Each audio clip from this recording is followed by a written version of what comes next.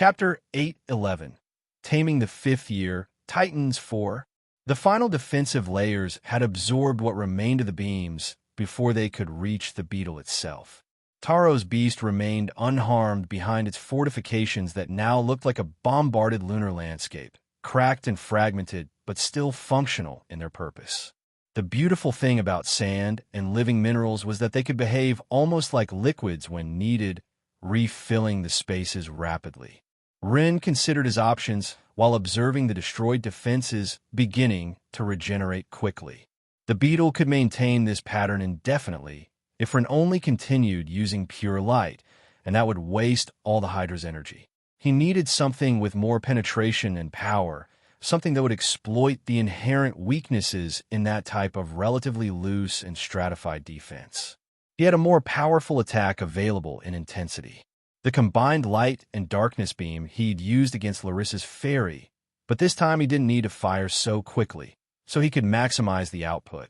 It was a considerable power escalation that would require significant energy expenditure from the Hydra, but likely cheaper in the long run. Though it was not that expensive, since he really had something even stronger than that saved, but didn't want to use it unless absolutely necessary. That new move was a card he preferred, keeping hidden until a moment where victory depended 100% on it. Combination white and black, spiral. Ren ordered, his tone communicating the situation's seriousness through the bond. The Hydra's heads responded, but this time the charging process took noticeably longer. The first head began glowing with familiar light, intensity growing to almost blinding point. The second head darkened, blackness manifesting as tangible absence of light that seemed to absorb part of its twin's brilliance. The two contrary energies began rotating around their respective points of origin, creating spiral patterns that intertwined visually even before the shot. Taro saw the preparation and recognized immediately that a significantly more dangerous attack was coming. He couldn't simply wait passively and trust that his defenses would be sufficient this time. He needed to interrupt the attack before it launched completely charged. The beetle struck the ground with one of its massive legs, the impact's force resonating through the earth like a small, localized earthquake. Earth control exploded from that contact point, energy running through the ground toward the Hydra's direction with alarming speed. The terrain began deforming violently, giant rock spikes emerging in a straight line toward Ren's beast. It was one of Taro's new signature attacks, the move he'd been perfecting during months of training. A wave of spikes that could shatter conventional defenses and impale opponents who didn't react with sufficient speed. The spikes grew in size as they approached their target, eventually reaching more than 10 meters in height each, tips sharp as spears aimed toward the Hydra's body. But the Hydra possessed earth affinity as well. One of the Hydra's legs lifted and struck the ground with perfect timing, just when the spikes were about to emerge beneath it. The Hydra's earth control clashed against the beetle's in direct conflict. Energy against energy, will against will. And although the beetle was specialized in that specific element, the Hydra was also naturally specialized in it, though it added light to make it a less specialized repertoire. But it had the advantage of receiving control extras from the Wolverine and Mantis. Besides, it was easier to cancel the control when defending instead of attacking. It negated the spike formation directly beneath itself, dispersing to the sides the energy that Taro's enormous beast had sent through the ground. The spikes at the front collapsed, rock fragmenting into harmless pieces that fell back to the earth. And in that moment of interruption to Taro's attack, the Hydra's heads completed their charge. They fired simultaneously, light and darkness launching from the Hydra's heads across the barely 30 meters separating the two beasts. The beams intertwined immediately after emerging, spirals converging in a hypnotic pattern that made them challenging to track visually. The contrary energies moved strangely better together than they should, the light feeding the darkness, while the darkness defined the light's boundaries, creating a paradoxical synergy that enhanced the total power beyond the simple sum of their components. The beetle had already begun increasing its defenses in anticipation of the attack it knew was coming. Layers multiplying from its carapace, sand and mineral compacting into increasingly dense structures. The spiraling beams struck the beetle's layered defenses with force that made the previous attacks look gentle by comparison. And this time the layers dispersed more easily under the beam's assault. The spiral movement of the two contrary energies acted like a drill, penetrating through defenses with efficiency that pure light couldn't replicate. The first layer shattered immediately, unable to withstand the combined assault. The second layer held for perhaps half a second before the darkness ate through the mineral structure while the light burned away the sand. The third layer cracked like glass. The fourth layer buckled. Taro's eyes widened as he saw the penetration continuing deeper, faster than any previous attack. More layers, he ordered desperately through his bond. The beetle responded, generating defensive barriers with frantic speed. Sand and mineral pouring from its body in quantities that seemed physically impossible. Sixth layer. Seventh. Eighth. The beetle's defense kept being born from its own body, manifesting continuously to combat the more effective power it now faced. Taro was pushing his beast to the limit of its defensive generation capacity, mana flowing in torrents to create barrier after barrier. Ninth layer. 10th. But the layers were being created slower than they were being destroyed now. The spiral beam excavated an inexorable path toward the beetle itself, implacable penetration showing no signs of stopping. The Hydra's heads didn't yield. Rin kept them completely focused on the objective, sustaining the continuous fire, even while feeling the beast's external energy reserves depleting rapidly. It was a massive mana expenditure that the Hydra normally wouldn't maintain for more than a few seconds, but these seconds were critical. He could always recover the external mana quickly by spinning the internal system, as he'd learned thanks to the runes. It would take little time, and most importantly, the beetle's last defensive layer fragmented under the continuous assault, and the beam impacted directly on the golden carapace. Chapter 8:12, Taming the Fifth Year, Titans 5. The energy used had been significant, much more than Run had spent on any previous attack during the entire exam, but had been necessary. Against an opponent of this caliber, with defenses of this level, there was no way to win without committing significant resources. The Hydra's heads finally ceased firing, having emptied a portion equivalent to a fifth of its mana reserves much faster than normal.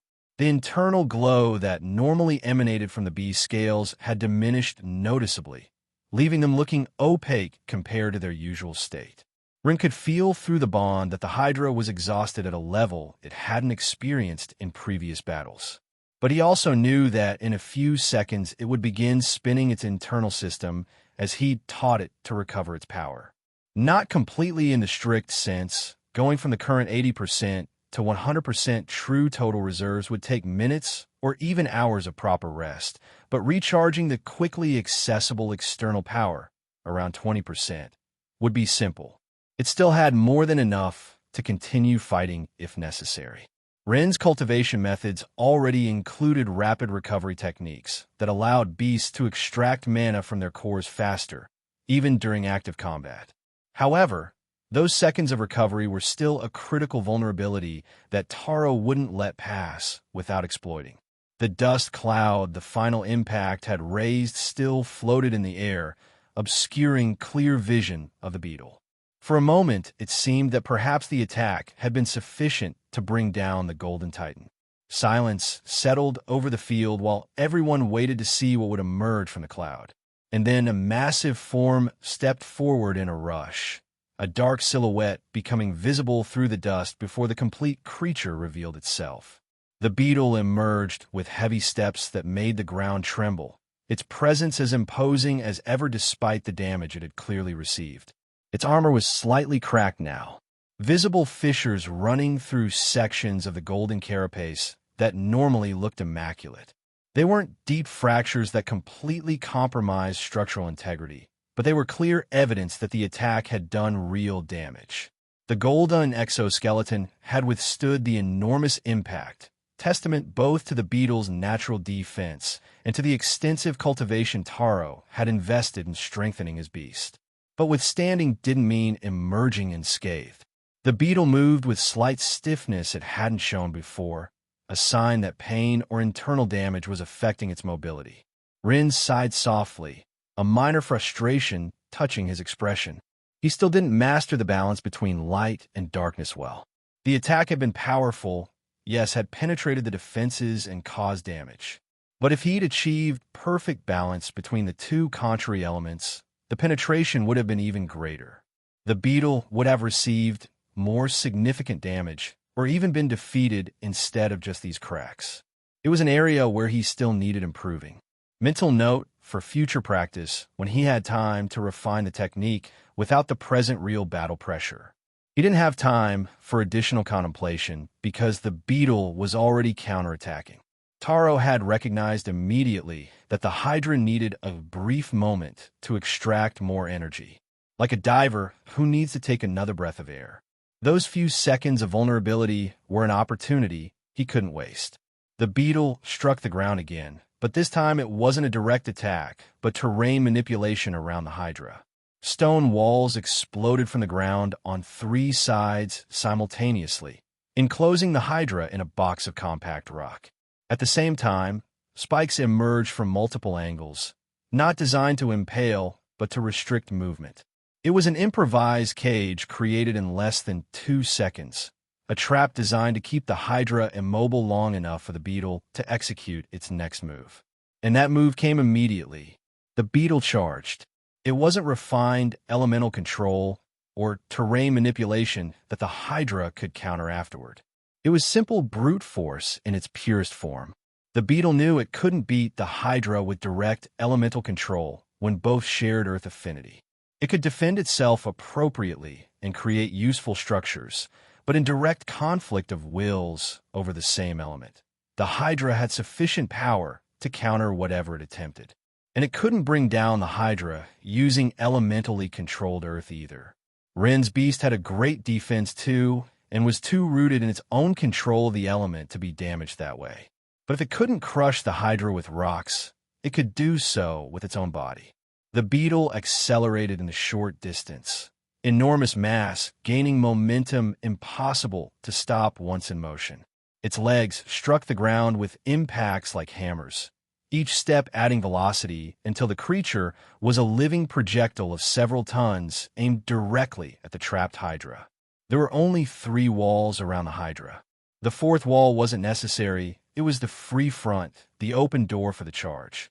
The impact resonated like an explosion when the beetle collided with the Hydra and hence the walls of its own creation. The stone fragmented instantly under the force and weight of the 2 massive beasts, pieces flying in all directions. The spikes that had been restricting the Hydra broke like dry twigs. The beetle struck it with force that would have killed any lesser beast instantly.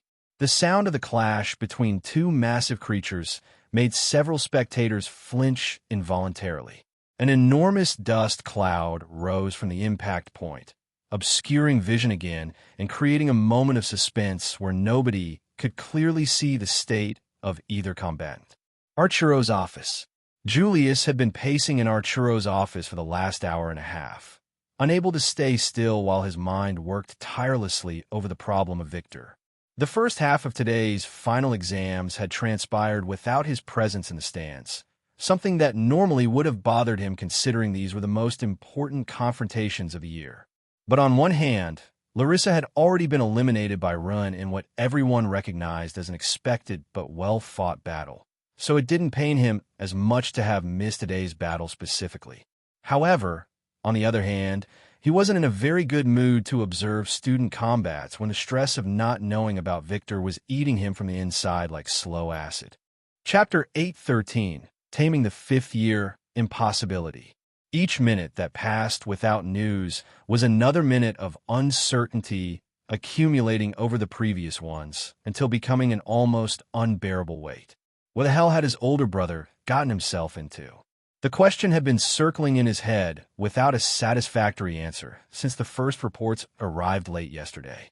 Victor had entered Goldcrest territory with 20 powerful, highly capable men, had descended into the ancient ruin that their enemies had finally opened under political pressure, and then silence.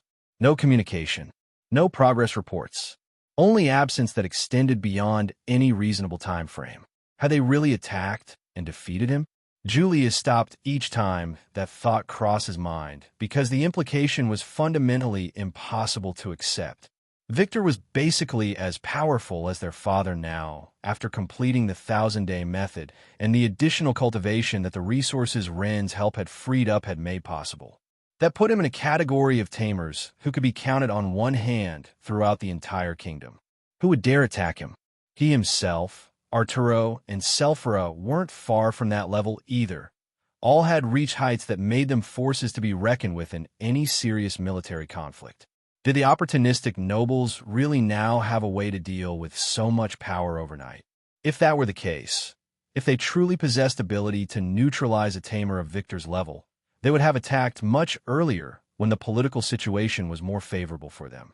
They would have struck when Selphra, Julius, and their faction were less prepared, when their political image wasn't so damaged, when they could have caused maximum damage before they finished their cultivation. But they waited until now?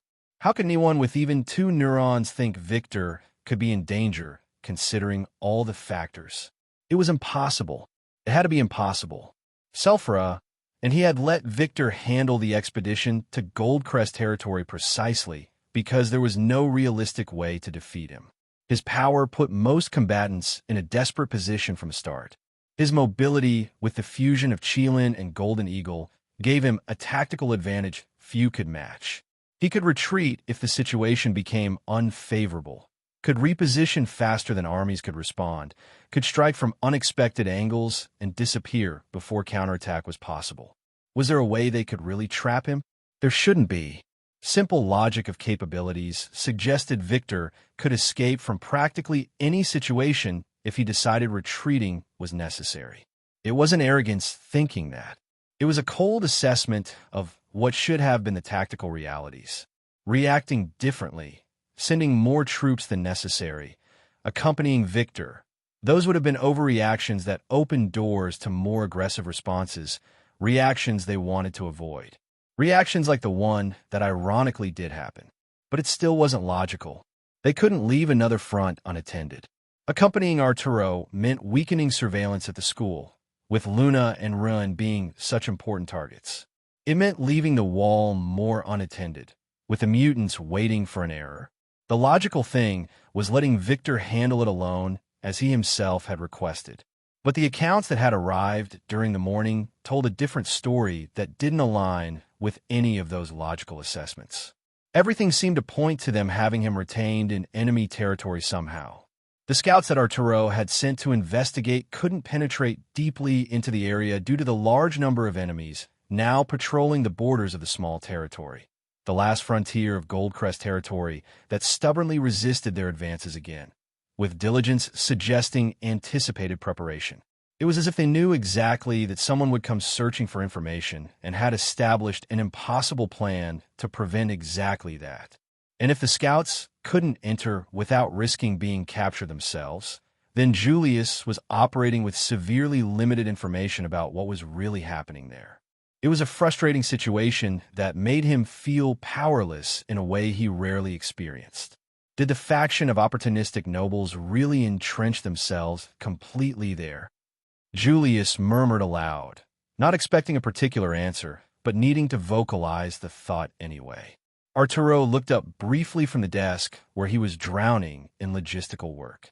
Papers covered every available surface, maps unfolded showing possible march routes, lists of supplies necessary to mobilize the army appropriately, calculations of deployment time based on different force sizes. He was preparing everything necessary to finally send a complete military campaign if that became necessary, work that required meticulous attention to innumerable details. It seems so, Arturo responded with a voice showing fatigue from hours working without proper rest. Reports indicate a concentration of forces we haven't seen from them in years, as if they'd called in every vassal, every minor ally, every resource they could mobilize and position them around that ruin in Goldcrest territory specifically. They mobilized so much that I'm surprised having so much manpower they didn't act during the war against Yino. Julius frowned, his mind racing with implications. That requires coordination that takes weeks to establish. It's not something they could have orchestrated in reaction to Victor entering the territory. This was planned in advance. They must have acquired that power recently, but not that recently. Exactly my conclusion, too, Arturo agreed, making a note on one of the documents in front of him, which means they might have been expecting someone like Victor to come, or at least anticipating that someone of our caliber would eventually investigate. The deduction was unsettling because it suggested a level of premeditation that transformed this from a simple ruin dispute into something potentially more complex. Julius began pacing again, his footsteps echoing in the office as his brain continued to process the problem from every possible angle. Was Orion really that clever? How on earth had they managed it? He kept returning to that fundamental question, accepting for a moment that they had somehow neutralized Victor temporarily, that they had him contained or restrained in some capacity. How? What method had they employed that could work against a tamer of that caliber? And then Jin's case came to mind. Ren and Professor Zhao had reported that incident days earlier. Chapter 814, Taming the Fifth Year Possibility. That incident in the gathering exams. The student who had been infected with a new form of mutated corruption that was fundamentally different from the known variants they'd been dealing with for years. That had shown properties conventional purification couldn't neutralize completely no matter how much mana Ren poured into the attempt. That suggested someone somewhere was experimenting with evolved forms of the infection that had plagued the frontiers during the extended conflict with the mutants and corrupted. Julius stopped in his pacing, the thought crystallizing into something more substantial than vague anxiety. Arturo, do you remember what Ren communicated about Jean? That new, less aggressive mutation of the corruption. Arturo looked up again from his paperwork. Yes, I remember being pleased reading that the mutation was less aggressive in the internal mana and seemed not to affect the tamer's character and form as much as the first variants did. Only to feel betrayed and deeply worried reading that the modified form resisted conventional purification methods much better. Ren suggested in his report that they had likely been manipulating the corruption intentionally, perhaps refining it in some way or towards some specific direction. What if that's what they used against Victor? Julius continued, the scenario forming in his mind as he spoke, pieces clicking together with horrible clarity. What if they obtained new power derived from that mutated corruption? Something that could harm him in ways his enormous defense didn't anticipate. It was a terrifying possibility because it opened doors to types of threats that conventional preparation didn't cover adequately. If the opportunistic nobles had access to weapons based on evolved corruption, something they'd been developing in secret, while everyone thought they were just political parasites, that changed the nature of the conflict fundamentally. This wouldn't be a simple power struggle between factions anymore. It would be fighting against an enemy who'd weaponized the very thing that had been destroying their civilization from the inside for years. But even accepting that disturbing possibility as plausible, there still remained the critical question of how they'd applied that power effectively against someone with Victor's incredible mobility. Victor could fly, could cover kilometers in minutes when fused with his beasts, could escape from practically any ground-based confrontation simply by pushing you with insane power and taking to the air where few opponents could follow. How did you trap someone like that? Julius stopped abruptly in his pacing, his expression changing as a new conclusion struck him with the force of a revelation. Victor had entered the ancient ruin, a ruin with stairs that descended through multiple chambers. A ruin built in an era where architecture was designed to last millennia. Walls and ceilings made of materials that resisted magical damage of the highest level through their fundamental nature and enchantments that still functioned after centuries. Most ruins descended in spiral patterns, but if that ruin had any long, straight passages in its design, Julius could suddenly see the way Victor might be trapped despite all his advantages. His mobility wouldn't help him much in that specific case, Julius uttered aloud, the pieces finally falling into place with sickening clarity. If they attacked him inside the ruin, if they really used those limited artifacts they've been hoarding, Arturo leaned forward with renewed interest, his fatigue momentarily forgotten. Narrow passages without space to maneuver laterally. I see. If someone were blocking the path upward, Victor would be without options but one. Julius completed, feeling something cold settle in his stomach with the realization. Of course. How do we not see this? I think that's where they did it. If I had to stop my brother somehow, a narrow tunnel and a rotation system of attackers would be a relatively viable method. He paused, considering the logistics of such a scenario in more detail. You couldn't defeat Victor in open combat today. That was an established fact. His power, his fusion capabilities, his tactical awareness made him virtually unbeatable in any fair confrontation. But this wouldn't have been fair. This would have been an ambush in the worst possible terrain for Victor's advantages.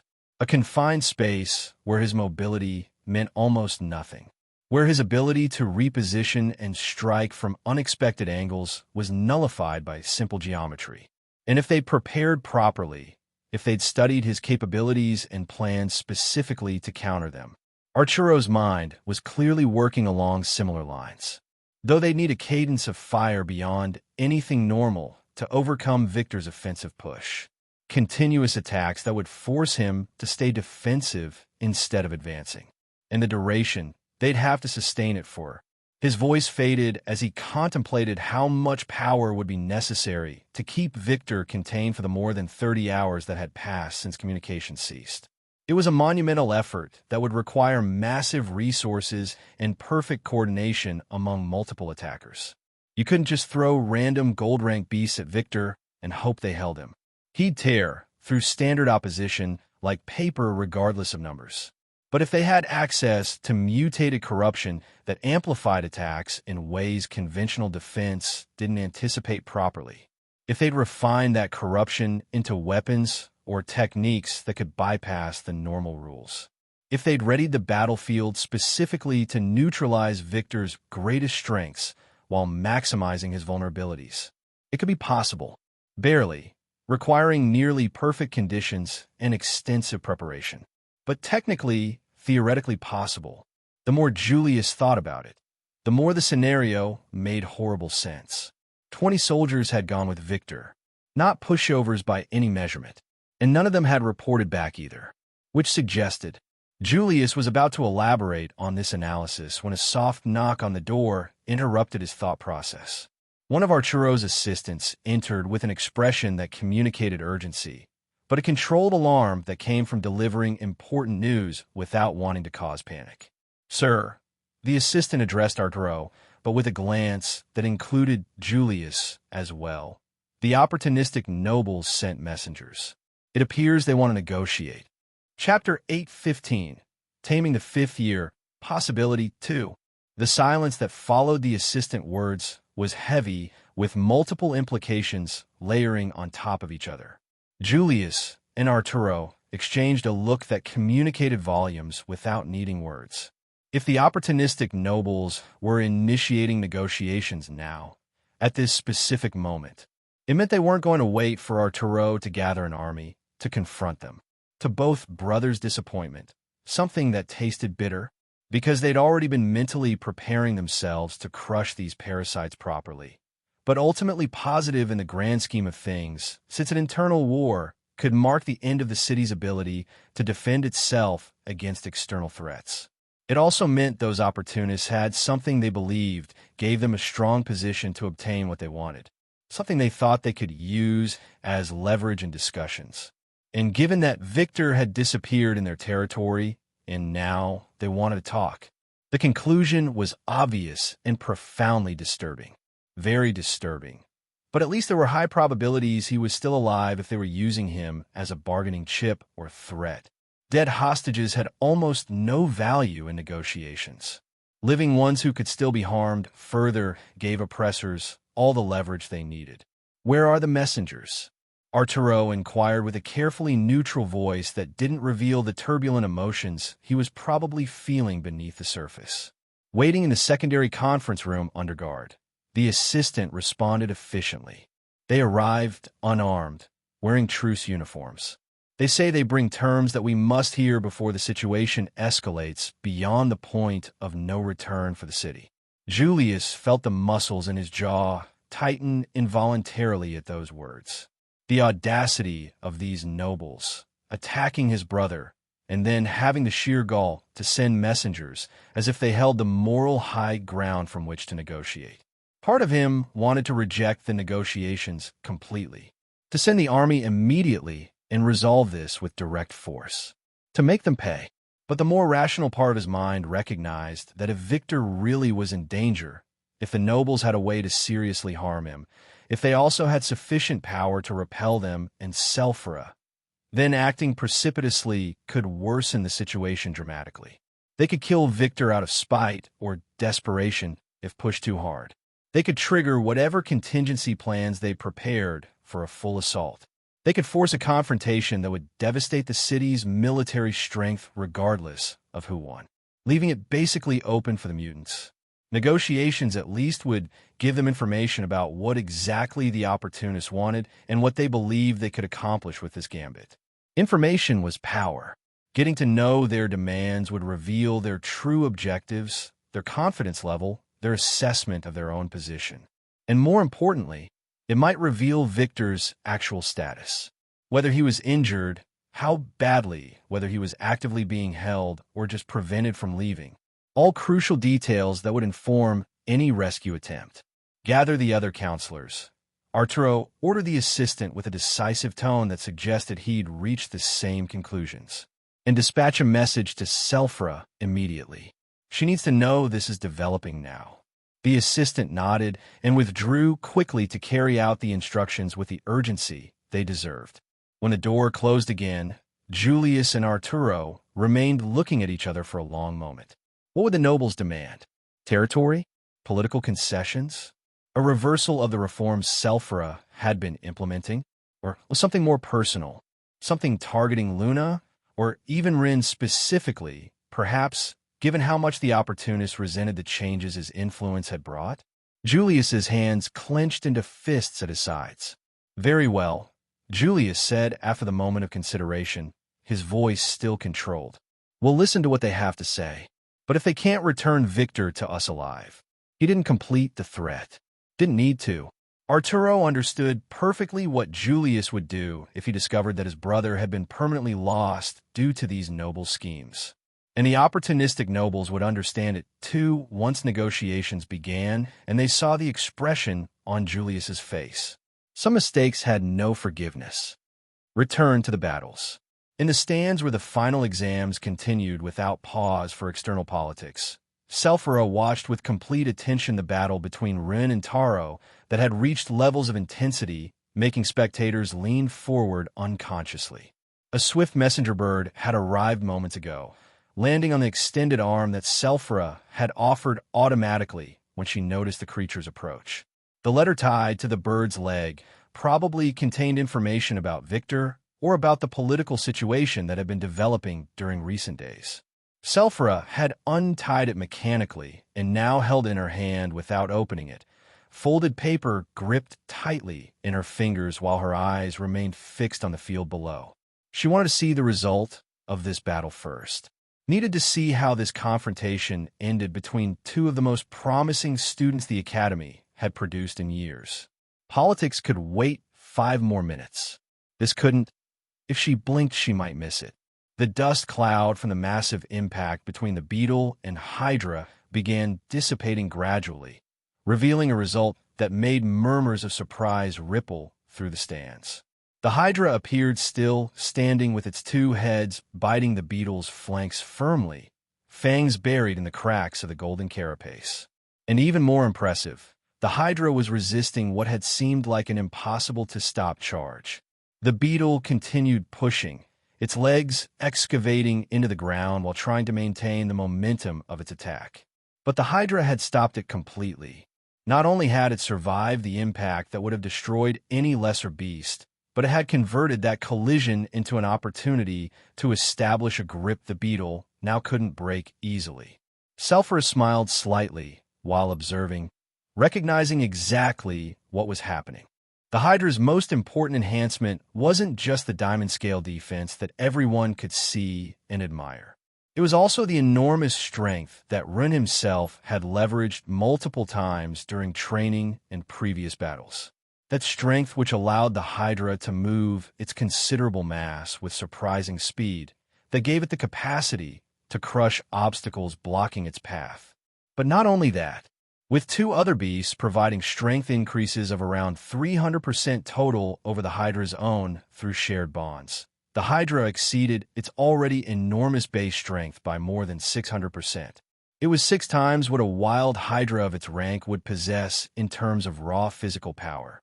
Chapter 816, Taming the Fifth Year, Titan's End. 6 times the normal strength meant that what should be impossible became feasible. Stopping the beetle's charge wasn't a small feat considering that creature size and weight, but with multipliers of that magnitude, the Hydra had the physical resources to accomplish it.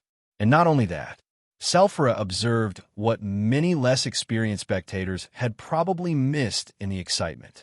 The mana in the Hydra's core was almost visible through the transparent diamond scales, glowing with intensity that had increased noticeably in the last few seconds.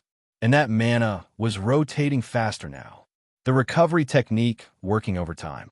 The internal system Run had taught it, pulling energy from the beast's core to replenish what had been spent in the extended beam assault. Taro had clearly noticed it too, because his expression had changed from focused determination to something closer to fear. Because from the ground around the beetle, small roots were beginning to emerge.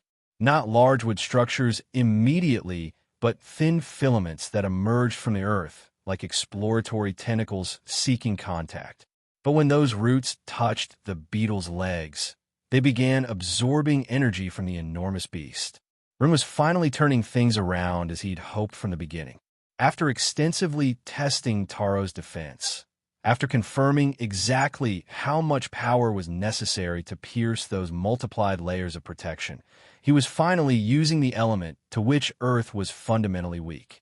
Wood, exceptional for stealing energy from beasts with Earth affinity.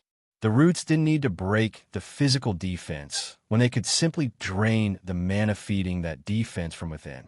It was an elemental counter in its purest form, exploiting an inherent weakness in the system instead of trying to overcome all the strengths directly. And as if adding salt to the wound, the Hydra's water control combined with the wood to create accelerated root growth. What had been thin filaments seconds ago now thickened visibly, converting into more substantial structures that coiled around the beetle's legs like constrictor serpents. Water fed wood's growth while wood drained Earth's energy, recovering the Hydra's mana and strengthening the vines, a cycle that fed back on itself and accelerated with each passing moment. Taro attempted having the beetle break the Hydra's head's grip, desperate movements communicating his understanding that he needed to separate now, before the energy drain progressed too far. But the Hydra's jaws didn't yield, fangs buried deeply in the carapace's cracks and held with all that multiplied strength that made liberation impossible. With each second that passed, more roots emerged from the ground. More tendrils wrapping around the beetle's legs, climbing higher up its body, seeking more contact points to drain from. The beetle's golden glow was dimming noticeably now as its mana reserves depleted under the sustained assault. The Hydra's grip remained unbreakable. Taro's face showed the calculation running through his mind. How long could the beetle maintain itself under this drain? How much energy remained after generating all those defensive layers against the spiral beam? Not enough. The answer was clearly visible in the way the beetle's movements were becoming more sluggish, more labored. The roots continued thickening around the beetle's legs, draining energy with implacable efficiency that communicated exactly how effective the wood elemental counter was against Earth. Taro could feel through the bond how his beast's reserves diminished with each passing second, mana flowing outward faster than it could be recovered, even with the recovery techniques he'd learned from Rin. It was a desperate situation that required a desperate decision. And Taro, knowing Rin better than most, after already 5 years training alongside him, knew exactly what kind of decision to make. Because Taro wasn't just incredibly loyal to Rin, willing to follow him through any challenge that presented itself. He was also perceptive in ways others didn't always recognize, capable of reading nuances in Rin's behavior that passed unnoticed by casual observers. And one thing Taro had come to understand during their time together was that Rin wanted to reach the final consequences whenever possible when it came to his analysis. Yet with most opponents, Rin didn't force that level of intensity. He knew that breaking bonds hurt, that pushing beasts to complete disintegration caused unnecessary suffering to tamers who didn't deserve that type of punishment. So he contained his power appropriately, ended battles cleanly before they reached that point of no return. But for Taro, that didn't matter in the same way. He would endure the pain if it meant trying to surprise Rin one last time, to keep him sharp by forcing him to deal with tactics he hadn't fully anticipated. Because that was what, in Taro's mind, true friends did for Rin. Push him even when it hurt, especially when it hurt, because he knew Rin learned more from battles that forced him to adapt than from easy victories. So Taro took the only option remaining available when all others had been eliminated by Rin's implacable strategy. He couldn't escape the Hydra's jaw's grip that had been clearly established when his liberation attempts had failed to even move the beetle a single centimeter from its position. He couldn't wait and trust that eventually the roots would weaken or that he'd find an opening, because waiting only meant losing all remaining mana drop by drop until the beetle collapsed anyway, without having accomplished anything additional. And creating more defensive earth structures was impossible when the Hydra's mana control for elemental constructions exceeded his at this moment, especially now that the roots were actively draining him and reducing his available mana. But there was something the beetle was fundamentally better at than the Hydra, a capability that came from its nature as a creature vital to the ecosystem of the deep caverns, creating living minerals. It didn't function as external structures made of compacted sand or manipulated rock, but as extensions of its own body, materializations of its essence that shared properties with the golden carapace but could be molded with freedom. Taro directed everything remaining of the beetle's mana toward the top of the beast, concentrating energy in a single point instead of dispersing it trying to defend his lost position. The carapace in that area began glowing with renewed intensity, gold becoming almost white for a moment before something began growing from that focal point. It wasn't slow organic growth, but an accelerated manifestation of solid mass. Yellow mineral emerging like a massive tumor that expanded in all directions from its origin, absorbing all the remaining mana the beetle could channel. Chapter 817, Taming the Fifth Year, Titan's Legacy.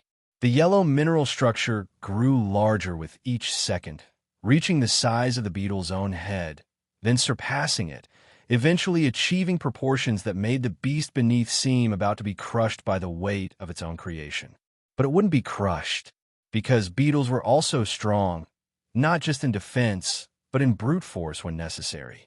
And while Taro's beast had less multiplied strength than the Hydra with its bonuses from 2 other beasts, it still had 1 extra beast, and in total more than double what it would have as a wild creature.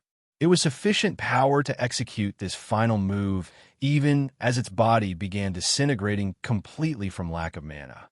Rin recognized what was happening half a second before it was too late. Up, he commanded the Hydra, but knew even as he gave the instruction there wouldn't be enough time to release and dodge. The enormous ball of yellow mineral that had grown over the beetle hardened in a fraction of a second, the structure passing from semi-fluid to diamond solid. And then it began precipitating downward with all the accumulated weight, plus the force the beetle could apply in its last act before disappearing completely. The beetle was breaking apart even as it pushed, its body converting into light particles that dispersed in the air as the bond with Taro severed violently. Taro felt the pain lance through him, that sharp and terrible emptiness where connection with his most powerful beast had been, but he clenched his jaw and held firm. Didn't scream, didn't show visible weakness. Endured it like a man, according to the expression his father sometimes used when talking about enduring difficult things without breaking. The mass of mineral impacted just as the Hydra was beginning to release the grip that no longer served an advantageous purpose. A new explosion of dust and debris clouded the battle completely, visibility reducing to zero for a moment that extended beyond what the audience expected. Dramatic silence settled while everyone waited for the dust to disperse, none completely certain what they'd find when vision was restored. Some murmured speculations in low voices about whether the Hydra would have been seriously damaged by the suicide attack executed with such perfect timing. Others simply observed in silence, recognizing this was the last moment where the outcome was in doubt. When the dust finally began settling, the first thing that became evident was that the beetle was just completely disappearing. It had disintegrated into particles that no longer existed on the physical plane, having returned to Taro's core in purely energetic form that would take time to reconstitute properly. The battle against Taro's first and most powerful beast had definitively ended. But the Hydra was also evident now, and to the surprise of many observers, it didn't look as damaged as the dramatic attack would have suggested. It had released one of its heads at the last moment before impact, the jaw releasing its grip to allow that head to move freely. And it had used that freedom to fire a light beam directed upward, not horizontally toward an opponent, but vertically toward the mass of mineral descending upon it. The hastily prepared beam had impacted the ball just before it struck, penetrating the structure from below and fracturing it internally. It hadn't destroyed it entirely. That would have required more power than the rush single shot could generate in the available time. But it had broken it into multiple fragments instead of allowing it to impact as a unified solid mass. So instead of receiving a devastating blow from the enormous object moving with amplified force, the Hydra had received impacts from multiple pieces of debris. Some still large, yes, chunks still enormous, falling with considerable velocity, but distributed across an area instead of concentrated on a single point, absorbable by the diamond scales that had been cultivated specifically to resist this type of punishment. The total damage was much less than expected considering the dramatic nature of the beetle's final attack. Nothing that compromised the Hydra's capacity to continue fighting. Nothing suggesting the battle had fundamentally changed in Taro's favor despite the sacrifice of his strongest beast. Taro observed from his position with an expression mixing residual pain from the broken bond with something that might have been satisfaction.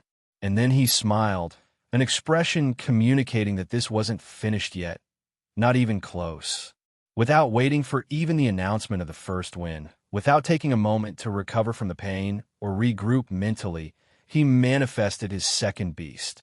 The deep terror appeared on the field with that presence that was fundamentally different from the golden beetles, unsettling and articulated in ways that defied expectations about how creatures should move. Its multiple legs deployed immediately, extending in a considerable area around its central body. And Rin realized in that moment, seeing the smile on Taro's face and observing how the terror's legs moved with specific purpose toward particular objectives on the ground, that the beetle's last suicide attack hadn't been only to maximize damage to the Hydra before being defeated. It had also been to help Taro's second beast, because scattered across the field now, result of the mineral ball that had been fragmented by the Hydra's light beam, were dozens of pieces of living yellow mineral. And the deep terror's legs were taking possession of all the fragments within reach, accumulating them around its body like valuable resources that would be utilized at the appropriate moment. The living mineral created by the beetle wasn't simple, ordinary rock. It was the materialization of its essence that could be manipulated, molded, utilized in ways that normal minerals wouldn't allow. And the deep terror, with its unique capacity to control external cores and objects stuck to its chitinous armor, could leverage those fragments as improvised weapons or defenses that would considerably amplify its combat capabilities. Taro had converted the inevitable defeat of his first beast into a tactical advantage for his second, had used the sacrifice not just to cause damage, but to establish a battlefield that favored the Deep Terror's specific strengths. It was multi-layered planning that demonstrated exactly why Taro was considered one of the most dangerous strategists of his generation, despite his preference for direct confrontation. Like Leora's beast that could absorb a good quantity of energy from its previous takedowns, Taro's could also use the material left scattered across the field, material inherited from his first Titan. Chapter 8:18, Taming the Fifth Year, Titan's Legacy 2. Rin smiled while observing the terror gather fragments with speed that gave evidence of the anticipated practice of this exact scenario. He thought that Taro definitely wasn't any pushover, that even in defeat he'd found a way to create continuous problems for his opponent. The Titan had fallen after an epic battle that would be remembered for years in the Academy. But its shadow, the articulated horror that now positioned itself in front of the Hydra with dozens of yellow mineral fragments orbiting around its multiple legs, remained a threat to be feared as well. The battle between Run and Taro hadn't ended. It had only entered its second phase. In the stands, Selphra held the unopened letter still in her hand, completely absorbed in observing how this next exchange would develop. She wanted to see how Run would handle the Deep Terror, and wanted to see Leora's battle eventually. Politics could wait until these extraordinary battles concluded, because she wouldn't miss the rest for anything. The Deep Terror stood there, its massive form now adorned with the beetle's legacy fragments of living mineral that pulsed with residual energy from their creator. The creature looked even more nightmarish than usual, its already disturbing silhouette now studded with golden mineral pieces that caught the light at unnatural angles. Rin assessed the situation rapidly through his bond with the Hydra. The beast was a bit tired from the extended battle, had expended significant mana, even though the sustained would drain had replenished some. It also burned more in the desperate defensive beam. Not critically exhausted yet, but it was beginning to be noticeable. And now it faced an opponent that had inherited weapons from a collapsed Titan. The Deep Terror's legs moved with that characteristic fluid grace, despite the creature's enormous size. Fragments of mineral shifting in orbit around specific limbs as if testing weight and balance. Taro was clearly preparing something, positioning his beast optimally to leverage the unexpected advantage the beetle's sacrifice had provided. Several spectators leaned forward with renewed interest, recognizing that what they'd thought was the climax of the battle had merely been the first act. Rin wouldn't just observe the Deep Terror collecting the yellow mineral fragments without doing anything about it. He knew he had to stop it, because he had been the one who originally convinced Taro that the dynamic between the assassin and the beetle was good, that the two beasts could form a combination that would amplify the strengths of both in ways neither could achieve alone. It had been a discussion between children that had included jokes about long noses and a preference for a mole that in the end never materialized. Now they weren't children, but adolescents, and he could see that dynamic he himself had suggested in direct action against him. Though not at its maximum expression yet, Taro was just beginning to explore the complete possibilities of the concept, but already parts of the central idea of the duo were manifesting on the field. Just as for Lu, the sound from his two beasts helped each other, creating resonances that amplified and better controlled sonic attacks. And for Larissa, the cold and agility of her second beast would play an important role once she completely mastered ice. For Taro, the special organic mineral was, if used well, the most versatile and dangerous armor/weapon that could be manifested. The Terror could in fact use that mineral under Taro's command in very interesting ways already, perhaps better than the beetle itself at certain points. It was a fascinating paradox that Ron had noticed long ago during his analyses of his mushrooms information about different beast combinations. Two beasts that were natural enemies in nature, predator and prey, or competitors for the same ecological niche, but when they shared a bond with the same tamer, they revealed a relationship more intertwined than that of their original ecosystem. The inherent conflict transformed into forced cooperation that eventually converted into incredible synergy, oftentimes better than that of Mako and Shizu's beasts. And with that synergy, the mineral the beetle created would strengthen thanks to the relationship with the Terror.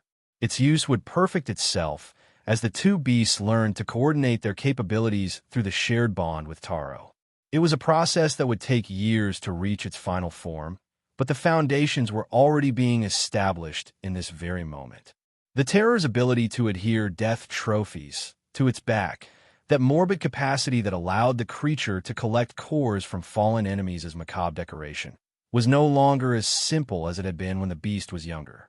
Now it could adhere and enhance certain materials, not just organic but also minerals and metals, transforming them through processes Run didn't completely understand, but that clearly functioned.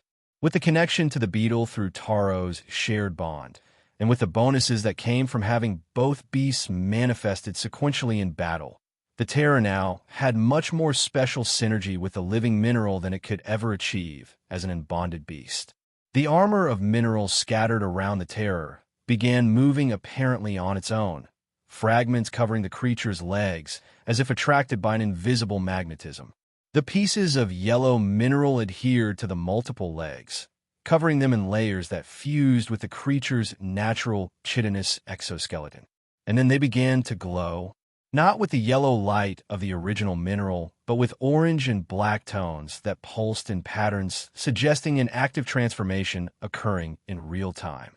The mineral was being enhanced, the new material enhancement ability that Taro had been practicing during months, manifesting with effectiveness that exceeded what he'd shown in previous training sessions. Rin grinned again, seeing the process develop.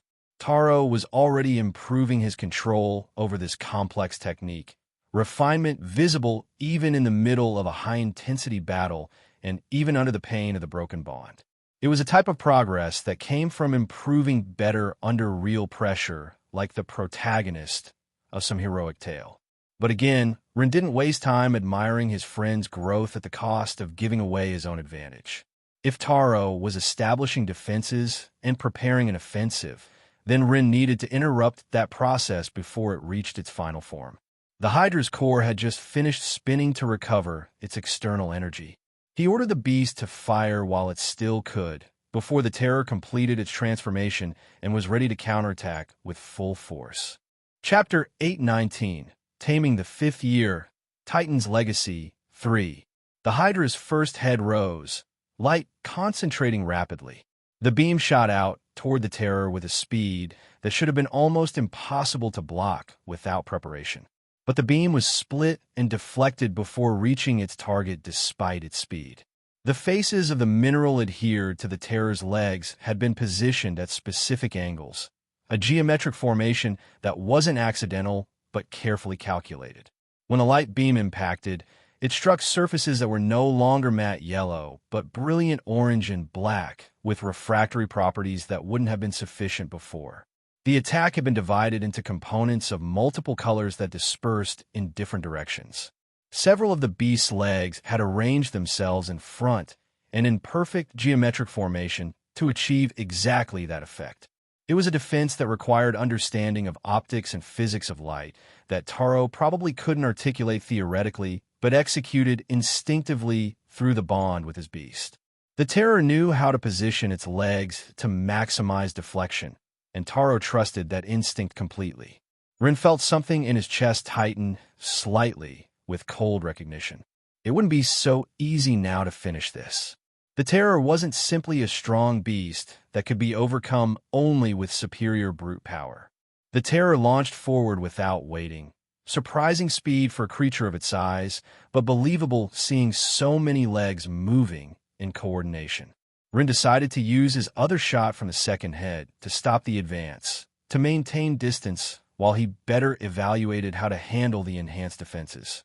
Simultaneously, he ordered the Hydra's first head to use Earth Control, creating an enclosure similar to what the beetle had used against it moments before, but fully closed. If he could trap the Terror in a rock cage while bombarding it with beams of different elements. But the Terror already had a response for that too. One of the balls, which were actually cores processed by the Terror, began spinning around itself like a hunting sling, connected to the beast's leg by a sticky substance that resembled spider silk but was more viscous, more elastic. The ball accelerated in its rotation, gaining velocity and kinetic energy with each ultra-fast turn, and then was released at the precise moment of maximum speed. The projectile flew toward the earth walls the Hydra was constructing. It impacted with a mana explosion that massively amplified the physical impact damage of the projectile. An energetic detonation destroyed the point where two walls met, taking them down completely before they could finish forming. Fragments flew in all directions, the enclosure attempt failing before establishing itself appropriately, letting it escape in an instant. And the terror didn't stop there. Without ceasing its movement towards the Hydra, 3 of its legs rose simultaneously, each one with its own ball spinning in individual patterns. The movements were coordinated in a way that didn't block each other despite the proximity of the legs and the trajectories of the balls. It was a feat that seemed more like the performance of an expert juggler than preparation for an attack, precise control over multiple objects in complex motion executed without apparent error. 3 more projectiles preparing to launch, not at the incomplete walls this time, but directly at the Hydra itself. Ren's mind raced through calculations.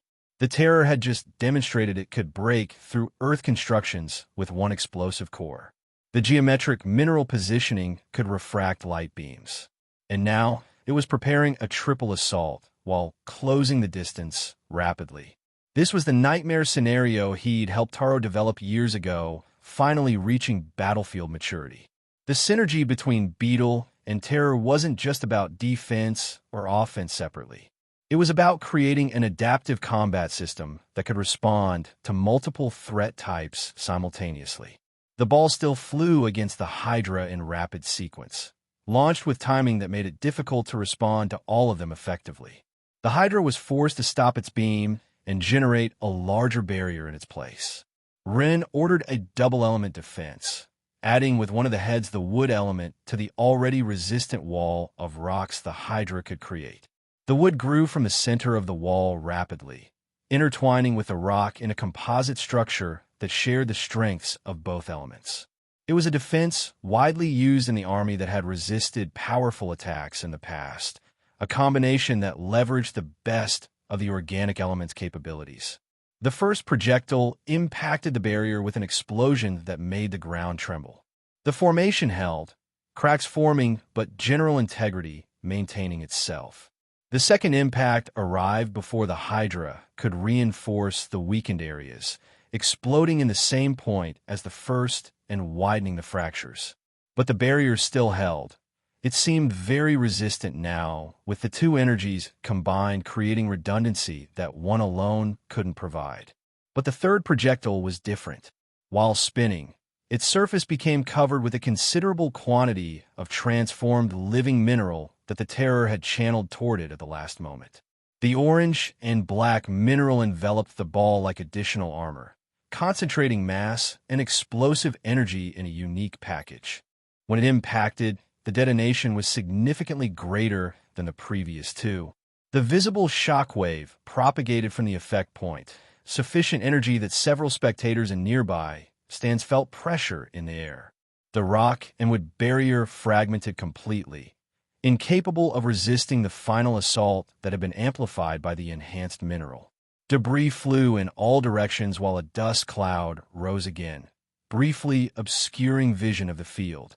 But when the dust began dissipating sufficiently to see shapes within, what was revealed made a collective murmur run through the audience. The terror was clearly visible now, positioned closer to the Hydra than it had been moments before. And spinning around its body at complex angles were 5 balls covered in enhanced living minerals, each one glowing with those orange and black tones that communicated concentrated destructive power. They were projectiles ready to destroy Ren's beast, that same Hydra that until a moment ago had seemed invincible with its diamond scales and overwhelming elemental power. The terror had transformed Taro's apparent situation of inferiority into a genuine threat that put serious pressure on Ren. Chapter 820, Taming the 5th Year, Titan's Legacy 4. In the stands, even more casual observers could feel a change in the dynamics. This was no longer simply Ren dominating, while his opponent desperately sought ways to survive.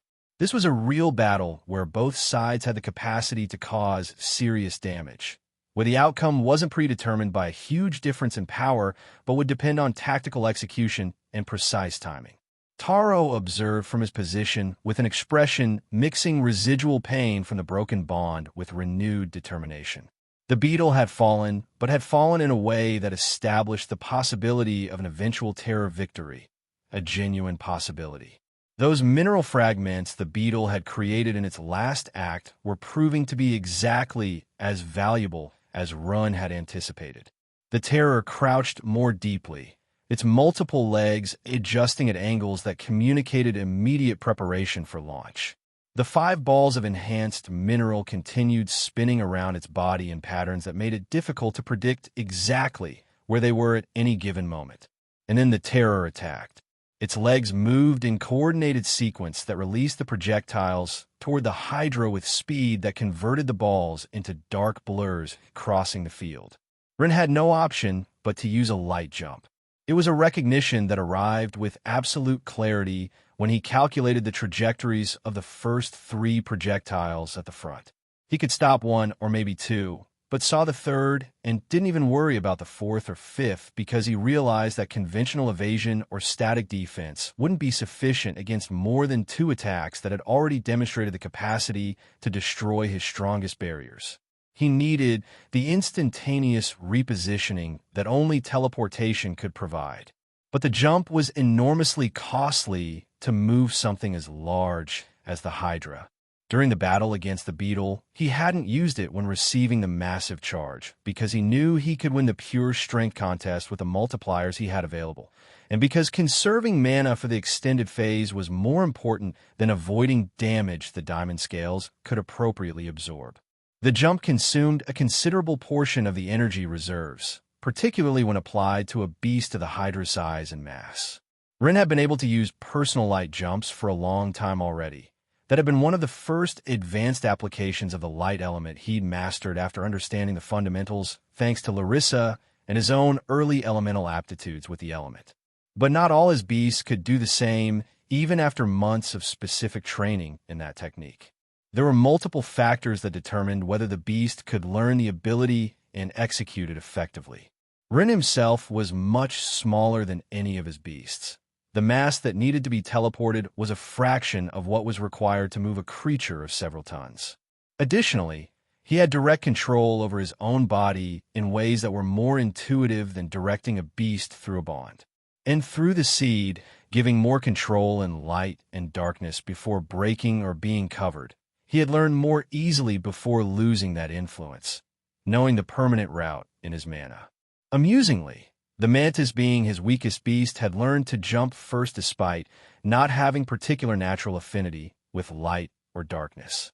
But that was because the new jade mantis had omni-elemental control and the mimic capability that allowed it to copy techniques from Rin.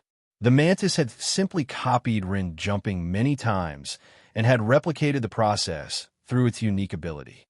The Hydra had managed to learn it as well. It had greater affinity to the light element than any of Rin's other beasts. It was a fundamental part of its elemental nature.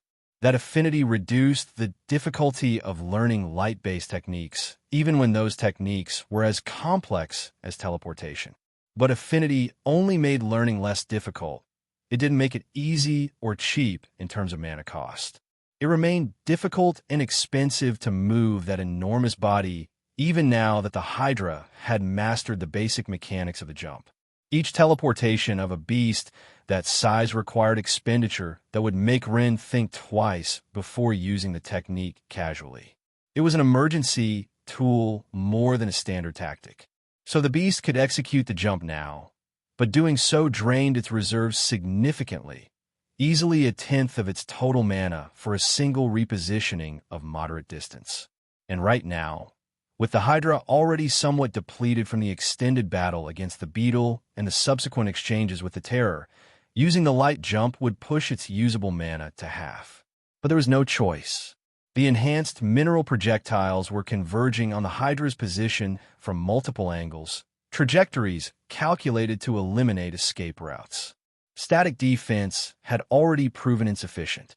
Movement speed alone wouldn't create enough distance before the projectiles arrived. Teleportation was the only viable option. This was exactly the type of emergency that justified the cost. And more importantly, it was the perfect moment to generate a winning play that would end this dangerous combat before the terror could establish a rhythm, giving it more advantage. Ren didn't just need to dodge the projectiles, but also counterattack in a way that Taro couldn't respond to effectively or even raise the stakes with fewer defenses and more attacks. Jump, Ren ordered through the bond, his tone carrying the urgency of the situation. The Hydra's form began to shimmer, light element concentrating around its massive body, all in an instant. And then the Hydra vanished. The air around the beast rippled with spatial distortion as the technique activated. It had disappeared at the last possible moment, when the projectiles were mere meters from impacting. The world seemed to flicker for a fraction of a second, reality adjusting around the sudden absence of considerable mass at one point in space and its simultaneous appearance at another. The mineral balls roared through the space the Hydra had occupied an instant before, explosions detonating on empty ground while their intended target was no longer present to receive the impact. They created a continuous roar of force and mana that cratered the ground where the Hydra had stood. And the Hydra reappeared behind the terror, both heads already charging the double beam of intertwined light and darkness that had penetrated most of the beetle's defenses in the previous battle.